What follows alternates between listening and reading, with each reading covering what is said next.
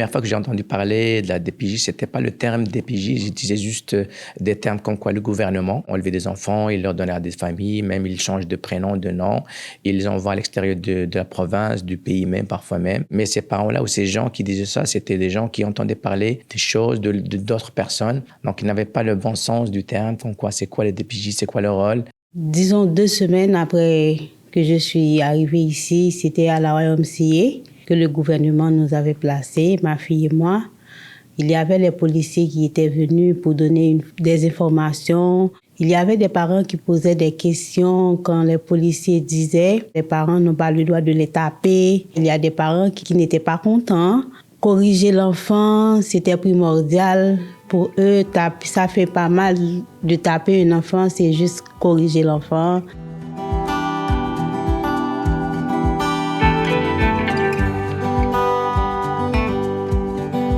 C'est sûr que quand les familles immigrantes sont au courant qu'il y a un signalement dans leur vie, la première réaction, c'est vraiment la colère. Est-ce qu'on va m'apprendre à éduquer mes enfants? La loi sur la protection de la jeunesse leur interdit la correction physique, mais le reste, il reste l'autorité parentale. C'est à eux d'établir des règles dans leur foyer, mais de les expliquer. Il s'agit des familles et des parents qui arrivent ici au Québec, constatent que les méthodes éducatives, les pratiques parentales sont différentes du pays d'origine. Certaines de ces familles ont tellement de craintes qu'ils finissent pour laisser faire les enfants ce qu'ils veulent et on voit après des conséquences négatives dans les comportements des jeunes. Il s'agit de familles qui, comme tous les parents, ont au cœur le bien-être de leurs enfants et il ne faut pas surtout oublier que ces familles sont venues ici, ces parents sont venus ici pour offrir un meilleur avenir à ces enfants.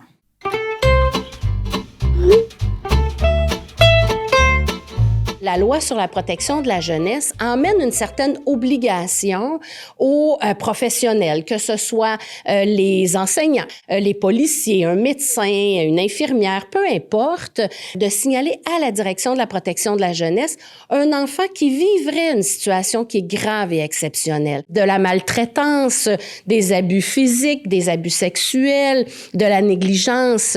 C'est ce qu'on appelle le signalement. Mais pour faire un signalement, il faut avoir des inquiétudes pour un enfant. Et pas juste des inquiétudes banales, des inquiétudes qui sont importantes, des inquiétudes qui sont graves. On va pas se baser sur des perceptions, on va se baser sur des faits, sur qu'est-ce que la personne qui est inquiète nous a donné comme information et on va aller essayer de voir avec vous et avec l'enfant, selon son âge évidemment, on va aller essayer de comprendre mais c'est quoi exactement la situation. Et les parents vont toujours être les premiers répondants de leur enfant, les premiers responsables de leur enfant.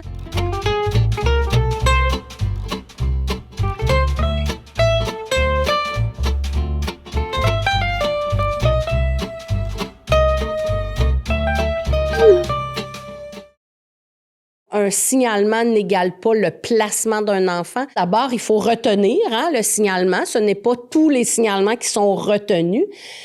Et quand on retient un signalement, évidemment qu'on va aller plus loin que ça, c'est-à-dire qu'on va en faire une évaluation de ce signalement-là. Est-ce que ça existe, le placement? Bien sûr, il peut y arriver des situations où on n'a pas le choix. C'est un moyen, mais c'est le moyen ultime. Si jamais un placement est nécessaire, on doit, la directrice ou le directeur de la protection de la jeunesse se doit de regarder autour de la famille, autour de l'enfant. Est-ce qu'il y a une personne qui lui est significative, qui pourrait l'accueillir chez lui? Et ça, c'est important parce que pour un enfant, de se retrouver auprès d'un membre de sa famille, ça peut être beaucoup plus rassurant.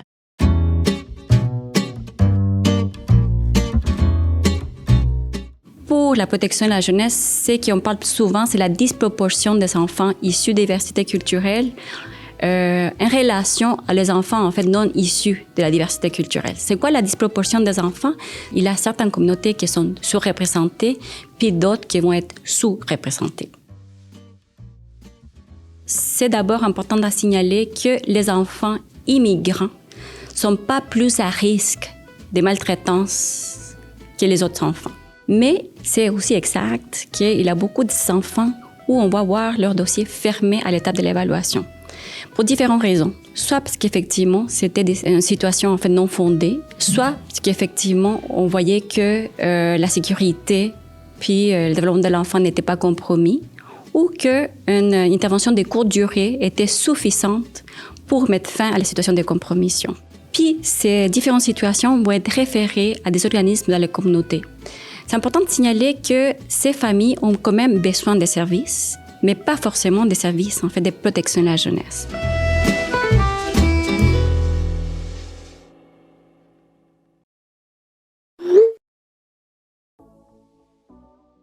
Les intervenants de la protection de la jeunesse sont de plus en plus formés. On va travailler avec des interprètes, mais qui vont nous aider à comprendre la langue, et les parents et ou le jeune pourront s'exprimer dans leur langue maternelle, ce qui, je pense, est beaucoup plus facilitant pour tout le monde.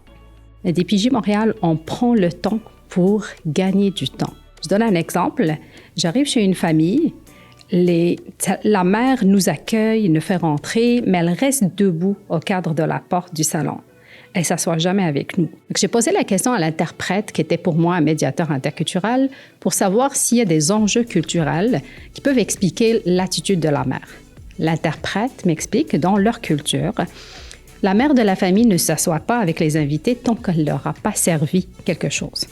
Donc, la rencontre d'après, je demande à la mère automatiquement si elle peut me servir de l'eau.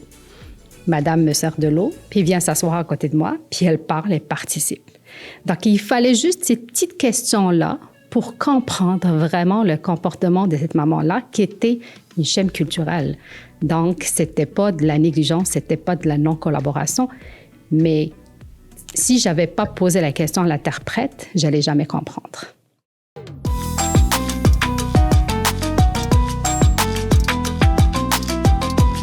La plupart des parents qui viennent d'ailleurs ne connaissent pas la loi sur la protection de la jeunesse. Il faut oser poser des questions, pas juste sur la problématique. Posez la question sur tout ce qui vous entoure, les services que la communauté peut vous offrir, vos droits et vos responsabilités. Être transparent avec les intervenantes, c'est aussi collaborer au service. Être conscient que la DPJ n'est pas là pour nuire votre projet d'immigration ou votre projet pour assurer un bon avenir avec vos enfants. Au contraire, ils sont là pour vous soutenir. Vous avez le droit d'être accompagné lors des rencontres avec les intervenantes. Donc, allez chercher des intervenantes qui sont dans les organismes communautaires, qui sont là pour vous, pour qu'ils vous accompagnent dans vos rencontres. Aussi, Centre-Sud de Montréal, à la Direction de la protection de la jeunesse de Montréal, nous avons une clinique de consultants transculturels. C'est des consultants qui nous aident à mieux comprendre les situations des familles immigrantes, des familles issues des minorités ethniques culturelles. La DPJ est allée chercher un partenariat avec plusieurs organisations qui ont l'expérience dans l'intervention en interculturel. Alors, quand nous rentrons dans la vie de la famille, on donne un service qui va vraiment permettre de fermer le dossier DPJ, mais nous, on reste, on est là, et c'est-à-dire les parents trouvent ça très, très utile, les outils qu'on met à leur disposition. Ces outils, ça donne c'est-à-dire un soulagement. Donc, je ne viens pas remettre en question les compétences parentales, je viens les renforcer avec des outils. Voilà ce qui est permis, voilà ce qui n'est pas permis, voilà comment l'appliquer sans qu'il y ait de débordement, c'est-à-dire émotionnel, énervement, etc. Tout simplement. Dès mon arrivée, j'étais donc avec la communauté, les amis, les collègues, les familles qui ont des enfants. Et je voyais la différence entre les familles qui sont isolées et les familles qui ont du soutien avec les communautés, avec les amis. Vraiment, les familles qui sont vraiment soutenues, qui ont des relations avec d'autres familles et les communautés et les organismes, sont plus en sécurité par rapport aux familles qui sont isolées. Ma fille, elle aime poser des questions. Elle pose des questions pour savoir pourquoi. Pourquoi je ne dois pas faire ci? Pourquoi je ne dois pas faire ça? Si on dit à l'enfant de ne pas aller là, on doit lui donner un exemple pourquoi, si c'est quelque chose qui peut lui causer du tort. Tout ça, on l'explique, je l'explique. Par exemple, la semaine dernière, elle a voulu aller sur le terrain de son école, alors que je ne me sentais pas bien. Elle a dit, mamie, tu m'avais promis, mais pourquoi tu ne veux pas y aller maintenant? Alors, j'étais obligée de lui expliquer que je ne me sentais pas bien. Et puis, à ce moment-là, elle m'a dit, OK, mamie, ça va, j'ai compris, pas de problème.